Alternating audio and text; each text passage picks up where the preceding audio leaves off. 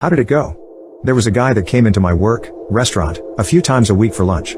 He did this for a little over a month, so he became a regular. He had asked me out every time I brought his bill. He always asked in a lighthearted way and never seemed upset or anything when I turned him down. I assumed that after the first few questions, he may have thought of it as more of an inside joke at that point. Like he was just asking now to make light of the previous rejections and to make it less awkward or something. He always gave me weird vibes but seemed nice enough, so I thought I might have just been making assumptions because of his appearance and wasn't being fair. One time that he asked, I decided randomly to agree and give him a shot. Why not, I thought. He was always super kind and I had gotten rather used to the awkwardness I felt being around him. He seemed so excited and I asked him to leave his number on the receipt and I would call/text him when I wasn't busy to set something up. So it wasn't really much of a joke to keep asking me out. I mostly figured that though TBH.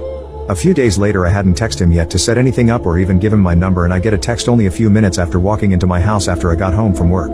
It said, "Hey. It's from. I know it's a long shot, but I'm free tonight and bored. Wanna hang out? If you're free, that is." I asked him how he got my number.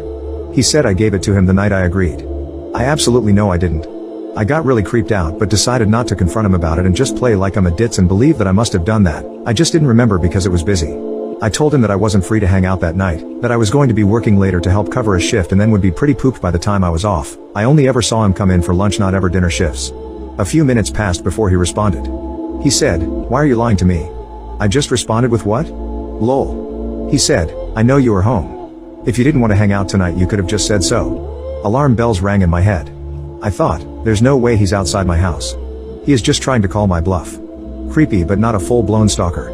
But I felt exposed. I felt the crawling on my skin that only burns into you when someone is staring at you. The vulnerable pulses that are felt only by prey.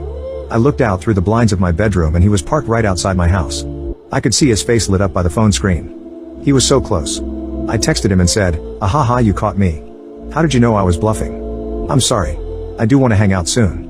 I'm just not feeling up to it tonight." And called 911.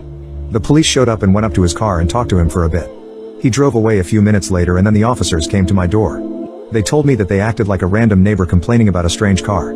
They didn't implicate anyone but made it seem like it was an older person, so probably not me. They took his plate information but asked him politely to move so he didn't upset anyone in the neighborhood, and he complied. I went to my friend's house that night and filed a restraining order the next morning.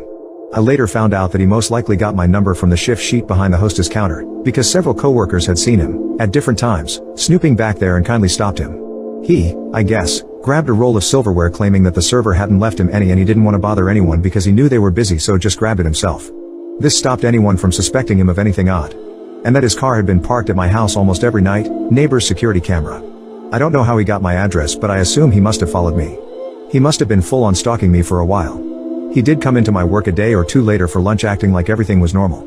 I immediately went and got my manager and she informed him that he had a restraining order against him preventing him from eating there because he would be in violation of it.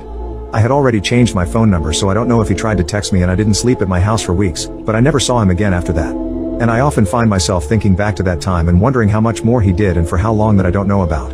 Like, maybe he stalked me long before he started coming into the restaurant, and only started coming in there because he felt more brave than before to interact with me. How much of my private moments throughout my life were actually not private?